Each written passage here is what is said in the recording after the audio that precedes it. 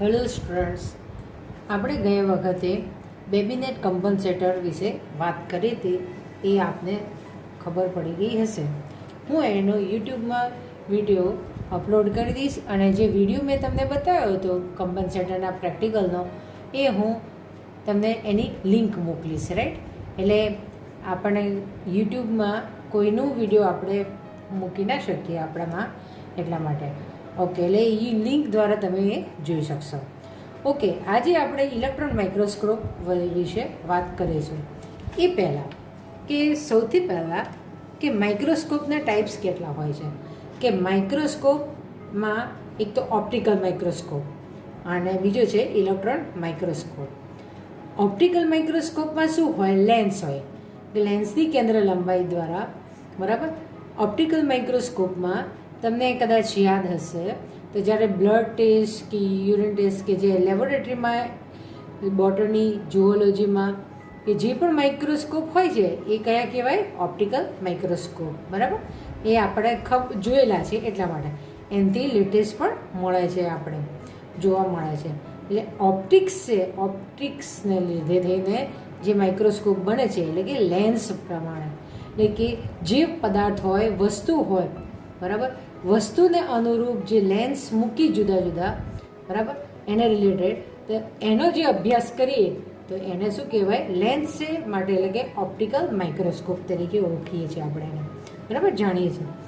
હાલ આપણે અહીંયા આગળ ઇલેક્ટ્રોન માઇક્રોસ્કોપનું કરવાનું છે. એટલે ઓપ્ટિકલ માઇક્રોસ્કોપ શું કરે કે દૂરથી આવતા પ્રકાશના કિરણો એફ આગળ કેન્દ્રિત કરે. પછી આપણને બીજું એક ખબર છે કે એફ આગળ મૂકેલું હોય એ પ્રતિબિંબ કેવું મળે? એફની અંદર હોય તો તે કે દૂર અને મોટું અને ઊંધું મળે, બરાબર. એ સિદ્ધાંત પર આખો ઓપ્ટિકલ માઇક્રોસ્કોપ રચાયેલું છે. હવે ઇલેક્ટ્રોન માઇક્રોસ્કોપ. ઇલેક્ટ્રોન એટલે તમને ખબર જ છે કે અહીંયા ઘડી જ્યારે ઇલેક્ટ્રોન માઇક્રોસ્કોપની વાત થાય ત્યારે અહીંયા ઘડી ઇલેક્ટ્રોન ગન, બરાબર. ઇલેક્ટ્રોન ગન્સથી ઇલેક્ટ્રોનનું ઉત્સર્જન કરવામાં આવે છે. એટલે કે ફિલામેન્ટ દ્વારા કે કેથોડને આપણે હીટ કરીને, ડાયરેક્ટ કે ઇનડાયરેક્ટ હીટ કરીને ઇલેક્ટ્રોનને ઉત્સર્જન કરવામાં આવે છે. અને એ ઉત્સર્જન થયેલો જે પદાર્થ બનાવેલો હોય રિસર્ચર્સે કે અથવા જે પદાર્થનો સ્ટડી કરવાનો, અભ્યાસ કરવાનો હોય, એ આપણે અભ્યાસ કરીએ છીએ. એટલે કે એમાં શું થાય કે એમાં એની અંદર કે પદાર્થ કયો કયો છે, એનું શું શું જોવા મળે, એ સેમ અને ટેમ ટાઈપનું હોય છે ઇલેક્ટ્રોન. એટલે કે ઇલેક્ટ્રોન માઇક્રોસ્કોપના પ્રકાર છે 2 છે, બરાબર. તો ઇલેક્ટ્રોન માઇક્રોસ્કોપના પ્રકાર 2 છે અને એ 2 છે એ જે મેં અહીંયા ડ્રો કર્યા છે કે ઇલેક્ટ્રોન માઇક્રોસ્કોપ કે સેમ અને ટેમથી રચાયેલું હોય છે. સેમ એટલે કે જુદું જુદું છે, બંને સેમ નથી પણ ટાઈપ્સ છે. કે સેમ કરવું છે તમારે કે ટેમ કરવું છે તમારે પદાર્થનું, બરાબર. આનો ઉપયોગ શું થાય રિસર્ચર્સમાં? કે રિસર્ચર્સ કોઈ નવો પદાર્થ બનાવે છે, રાઈટ, અને એ પદાર્થમાં શું શું છે, એની કેરેક્ટરિસ્ટિક શું છે, કે એની અંદરનું શું છે, બંધારણ શું છે, એ જાણવા માટે આપણે સેમ ને ટેમનો ઉપયોગ કરીએ છીએ, બરાબર. સેમ એટલે કે સ્કેનિંગ ઇલેક્ટ્રોન માઇક્રોસ્કોપ. એટલે શું થાય? ઇલેક્ટ્રોનનું સ્કેનિંગ, એટલે જે પદાર્થ હોય, બરાબર, તો પદાર્થ ઉપર એનું શું થાય? સ્કેનિંગ થાય છે, બરાબર. એટલે કે સ્કેનિંગ ઇલેક્ટ્રોન માઇક્રોસ્કોપ કીધું. જ્યારે TEM એટલે કે ટેમ કહેવાય એને, ટ્રાન્સમિશન ઇલેક્ટ્રોન માઇક્રોસ્કોપ.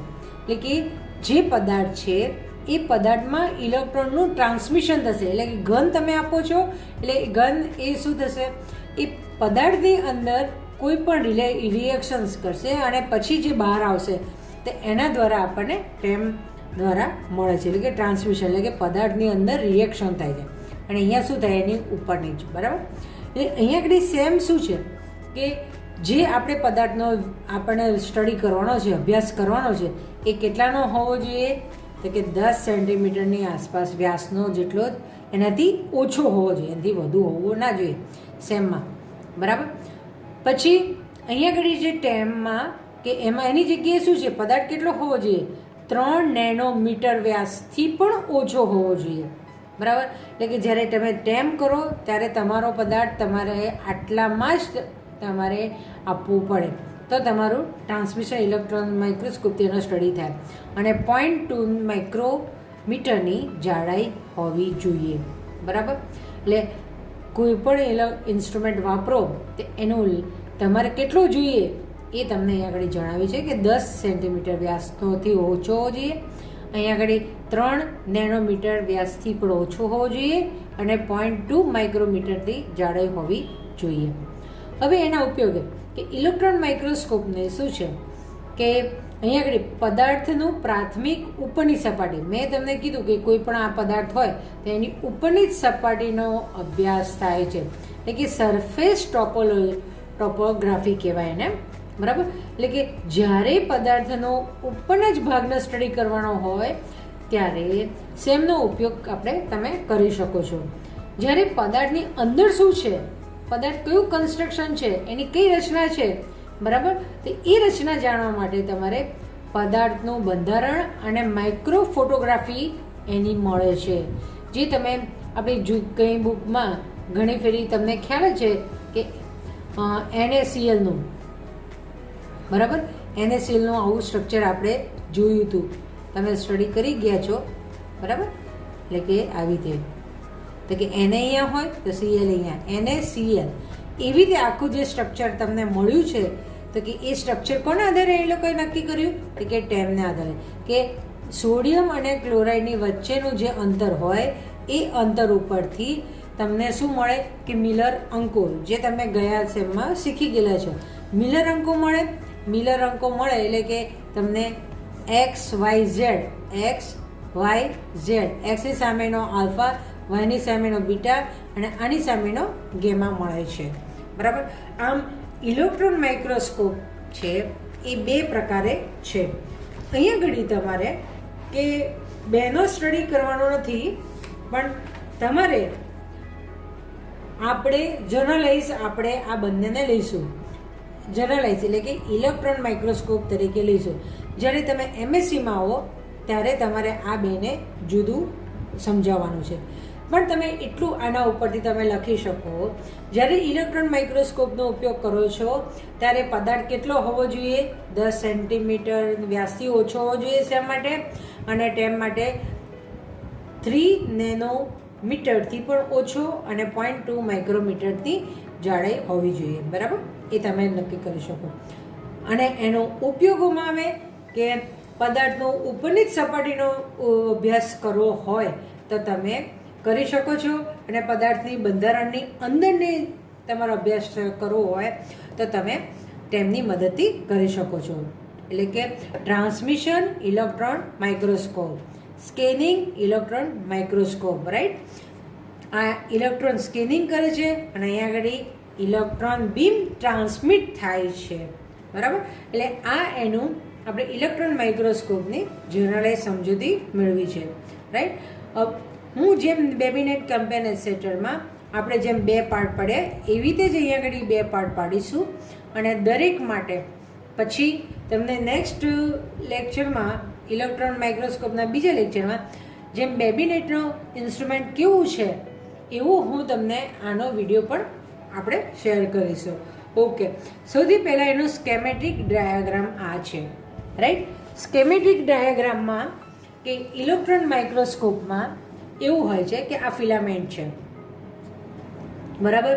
તો ફિલામેન્ટ શું કરે? ઇલેક્ટ્રોન ગનનું ઉત્સર્જન કરે, ઇલેક્ટ્રોન્સનું, રાઈટ. અહીંથી આવી રીતે જાય.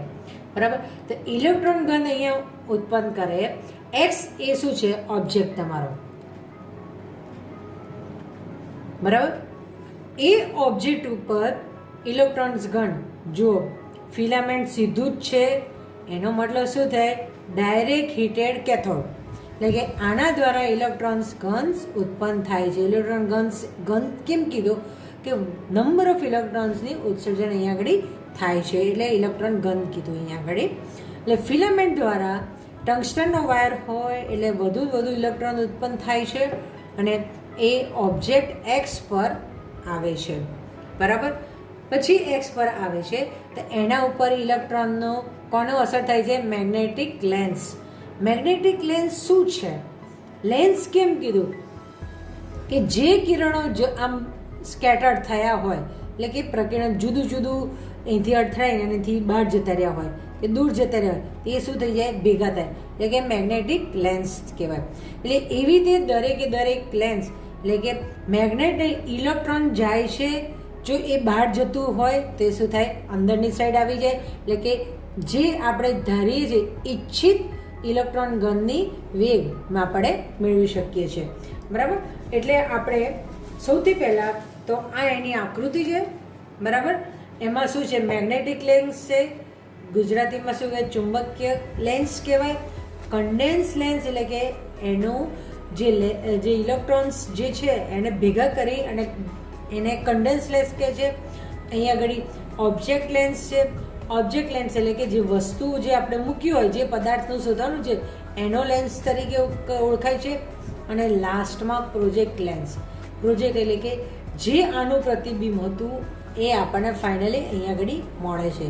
રાઈટ. એટલે કે વધુ ને વધુ છણાવટ દ્વારા, બરાબર, એની અંદર કન્સ્ટ્રક્શન છે, સ્કેનિંગ થયું, એ સ્કેનિંગ દ્વારા જે પણ કિરણો તમને મળ્યા હોય એ બધા કિરણોને ધ્યાનમાં લઈ અને ઓબ્જેક્ટનું અહીંયા આગળ આપણને રિઝલ્ટ મળે છે, જે પડદા ઉપર એસ પર મળે છે.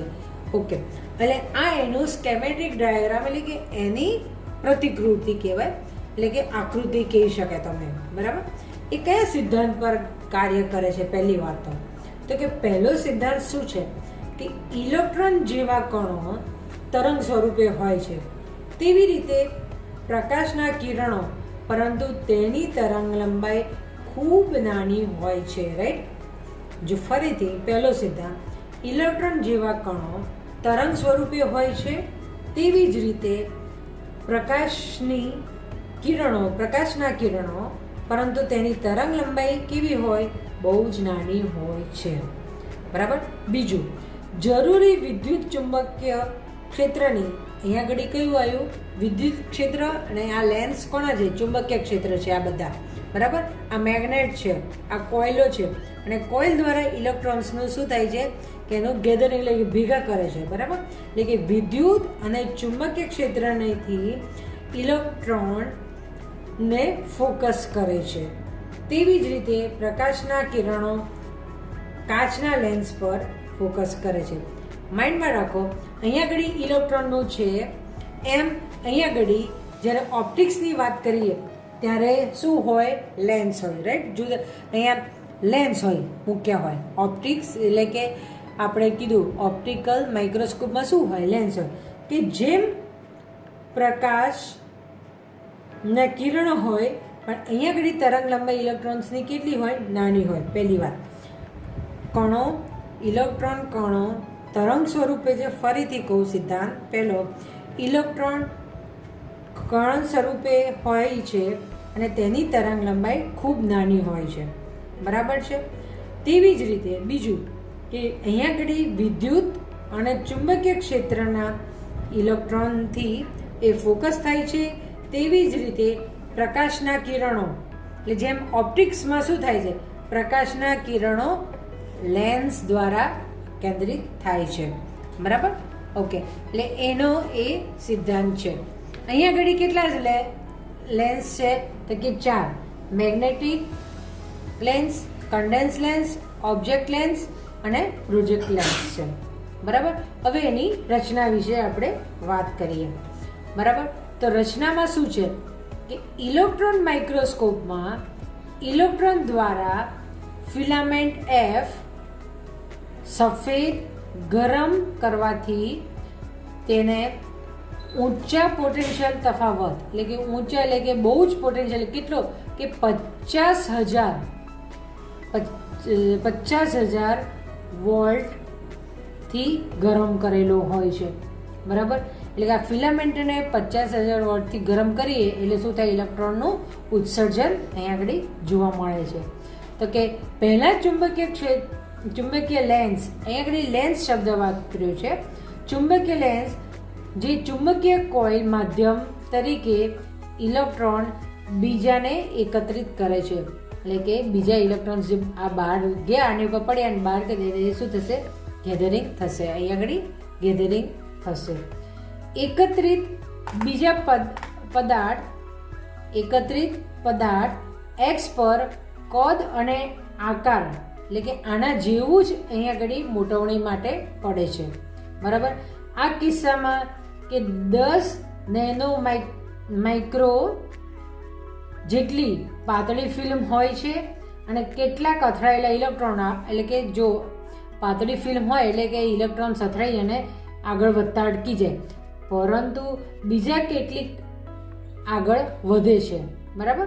એટલે કે અહીંથી જે પ્રકાશના કિરણો આના દ્વારા મેગ્નેટિક લેન્સ દ્વારા ગેધરિંગ થયા અને ફરીથી પાછું એ જ ઇલેક્ટ્રોન્સ જો આવી રીતે મૂવમેન્ટ કરીને બહાર જતા રહે તેને ફરીથી કન્ડેન્સ લેન્સ આગળ શું થાય છે, ફરીથી ભેગા કરે છે, બરાબર. એટલે કે વિરુદ્ધ ચુંબકો પદાર્થ લેન્સ દ્વારા પદાર્થનું મોટા કદના પ્રતિબિંબમાં જોવા મળે છે. બીજું ચુંબકીય લેન્સનો ભાગ આગળ મોટું પ્રતિબિંબ મળે છે, એટલે કે જેમ લેન્સ વધારીએ આ જે વધે છે કન્ડેન્સમાંથી ઓબ્જેક્ટ ગયા તો અહીંથી આનું લેન્સનું પ્રતિબિંબ, આ એક વખત પ્રતિબિંબ તો મળ્યું, પણ પ્રતિબિંબની અંદર એનું જે અંદરનું જે બંધારણ છે એના જે બંધારણ છે ઇલેક્ટ્રોન્સ જે બહાર જાય છે એની અસર, તો એના લીધે શું થાય છે કે એ આ લેન્સોને લીધે અંદર જોવા મળે છે, બરાબર. અને જેમ જેમ અંદર જશે અને પછી આ પ્રતિબિંબનો પ્રક્ષેપ, એટલે કે આ પ્રતિબિંબ તો નાનું જ છે ને, આપણે જોયું હતું કેવું છે, નેનો માઇક્રોમાં છે. પ્રતિબિંબ એટલે વસ્તુ નાની છે, પણ એનું પ્રતિબિંબ તમને એસ પર એટલે કે પડદા પર જે મળે છે એ કેવું મળે છે, મોટું મળે છે, બરાબર. એટલે ઘણી બુકોમાં તમે સેમ ટાઈમમાં જોશો તો એના પિક્ચરમાં પણ તમને ખબર ઓરિજિનલ નેનો માઇક્રોમાં હોય અને એનું જે પ્રતિબિંબ તમને એસ પડદા પર મળે એ કેવું મળે છે, મોટું અને દ્રશ્યમાન જોવા મળે છે. અથવા અનુકૂળ માટે એટલે અનુકૂળતા માટે શું કરીએ છીએ કે ઘણી વખત આ ફોટોગ્રાફિક પ્લેટમાં લેવાય છે, બરાબર, એને ફોટો પાડી દઈએ છીએ અને તો ઘણી ફેરી શું કરીએ છીએ કોમ્પ્યુટરમાં જોઈન્ટ કરેલો હોય છે, બરાબર. તીક્ષ્ણ પડદા પર ફોકસ કરવા ચુંબકીય ક્ષેત્રની તીવ્રતા કોઇલ દ્વારા મેળવવામાં આવે છે. પરીક્ષક પડદા પર પદાર્થને તેનો મોટો પડછાયો જોવા મળે છે. ઇલેક્ટ્રોન બીમમાં સાધન બહુ ઊંચા શૂન્યાવકાશમાં વાપરવું પડે છે. એટલે કે કહેવાનો મતલબ કે અહીંયા આગળ 50,000 વોલ્ટ જેટલી ઉર્જા આપણે આપીએ છીએ, એટલે કે ખાસી બધી હોય. એટલે કે આખું આ જે મટીરિયલ જે છે આપણે અંદરની રચનાઓની વાત કરી એ આખું એને કોઈક એક સાધનની અંદર મૂકી દેવામાં આવે છે, એટલે કે શૂન્યાવકાશમાં બહુ ઊંચા શૂન્યાવકાશમાં વાપરવું પડે છે, બરાબર. એટલે ફરીથી પહેલાં તો સિદ્ધાંત કે ઇલેક્ટ્રોન માઇક્રોસ્કોપ કે ઇલેક્ટ્રોન જેવા કણો તરંગ સ્વરૂપે હોય છે અને તેની તરંગ લંબાઈ ખૂબ નાની હોય છે, રાઈટ. જ્યારે ઓપ્ટિક્સમાં આ લખણ નહીં પણ ખ્યાલી ધ્યાન માટે કે પ્રકાશના કિરણો માટે પણ ઓપ્ટિક્સમાં આવું જ હોય છે. પછી અહીંયા આગળ વિદ્યુત અને ચુંબકીય ક્ષેત્રથી ઇલેક્ટ્રોન ઉત્સર્જિત થયેલા જે ઇલેક્ટ્રોન્સ છે તેને પ્રકાશ એટલે આ જે ઇલેક્ટ્રોન ઉત્સર્જિત થયા તેને અનુરૂપ એનું આપણને પ્રતિબિંબ મળે છે. જ્યારે પ્રકાશમાં શું હોય છે, અહીંયા આગળ બધે લેન્સો હોય છે, બરાબર. અહીંયા આગળ શું છે, ઇલેક્ટ્રોન અને મેગ્નેટિકને એ રીતે આપણે મેળવીએ છીએ. હવે એ આપણે એનો સિદ્ધાંત થયો. હવે એની રચના ફરીથી કે ઇલેક્ટ્રોન માઇક્રોસ્કોપમાં ઇલેક્ટ્રોન ગન દ્વારા ફિલામેન્ટ ને ગરમ કરવાથી કેટલા સુધીમાં ગરમ કરવાનું, 50,000 વોલ્ટ સુધી ગરમ કરીએ છીએ, એટલે કે પોટેન્શિયલ ડિફરન્સ આપીએ છીએ એટલે ઇલેક્ટ્રોન્સનું ઉત્સર્જન થાય છે. અને એ ઇલેક્ટ્રોનનું ઉત્સર્જન થાય છે એ અહીંયા આગળ મેગ્નેટિક કોઇલ દ્વારા, એટલે કે મેગ્નેટિક લેન્સ, અહીંયા આગળ લેન્સ શબ્દ એટલે વાપર્યો કે ઓપ્ટિક્સમાં અહીંયા આગળ શું હોય, લેન્સ હોય, બરાબર. અહીંયા ઓબ્જેક્ટ પર તમે આપો છો એટલે એનું પ્રતિબિંબ તમને અહીંયા આગળ મળશે. જો ઓબ્જેક્ટ ઓરિજિનલ છે અને જે મળે છે એની એટલે કે એનું પ્રતિબિંબ મળે છે, ઓરિજિનલ નથી હોતું, એટલું માઇન્ડમાં રાખજો. એટલે જે ઓબ્જેક્ટ પર પડે છે ઇલેક્ટ્રોન્સ જે એના ઉપર પડ્યા, અમુક ઇલેક્ટ્રોન્સ શું થાય સ્કેટર થઈ અહીંથી બહાર આવે, અહીંથી પાછળ જતા રહે, તો એ મેગ્નેટિક લેન્સ દ્વારા ફરીથી આગળ આવે છે. એ ઇલેક્ટ્રોન્સ ફરીથી પાછા બહાર ના જતા રહે એટલે કન્ડેન્સ દ્વારા ભેગા થાય છે. ફરીથી એ બીજો લેન્સ ઓબ્જેક્ટ લેન્સ છે, જે બહાર આવેલા ઇલેક્ટ્રોન્સ ઓબ્જેક્ટ લેન્સ દ્વારા ફરીથી અંદર જાય છે. અને લાસ્ટમાં પ્રોજેક્ટ લેન્સ કે જેના ઉપર આપણે લેવાનો છે પડદા ઉપર, એ પડદાનો પ્રોજેક્ટ લેન્સ હોય છે. એટલે કે એ બધા ઇલેક્ટ્રોન્સનું અહીંયા આગળ પ્રતિબિંબ જે વસ્તુ હોય છે એનું મોટું પ્રતિબિંબ જોવા મળે છે, બરાબર. અને એ પ્રતિબિંબ તીવ્ર તીક્ષ્ણ પ્રક્ષેપ પડદા પર ફોકસ કરવામાં આવે છે અને ચુંબકીય ક્ષેત્રની તીવ્રતાની કોઇલ દ્વારા મેળવવામાં આવે છે, બરાબર. અને પરીક્ષક પડદા પર પદાર્થને તેના મોટા પડછાયો જોવા મળે છે. આ ઇલેક્ટ્રોન્સનું વોલ્ટનું 50,000 વોટ હોવાથી કે આખા સાધનને ઊંચા શૂન્યાવકાશમાં વાપરવું પડે છે, બરાબર. હવે કે ઇલેક્ટ્રોન માઇક્રોસ્કોપ એ ઓપ્ટિકલ માઇક્રોસ્કોપ કરતાં કેવી રીતે વધુ સારો છે, તો કે ઇલેક્ટ્રોન માઇક્રોસ્કોપમાં એકથી વધુ લેન્સનો સ્ટેજ કરી, એટલે કે આ જે લેન્સ છે, આ જે મેગ્નેટ છે, એ જેટલા વધારીએ એટલા તમે કે વધુ કદ અને આકાર, એટલે કે જેટલા મૂકો એટલા વધુ સારામાં સારું એનું ઇન્ટેન્સિટી આપણને તીવ્રતા, ઇવન કે જે પ્રતિબિંબ મળે છે એ પ્રતિબિંબ સારામાં સારું આપણને મળી શકે છે.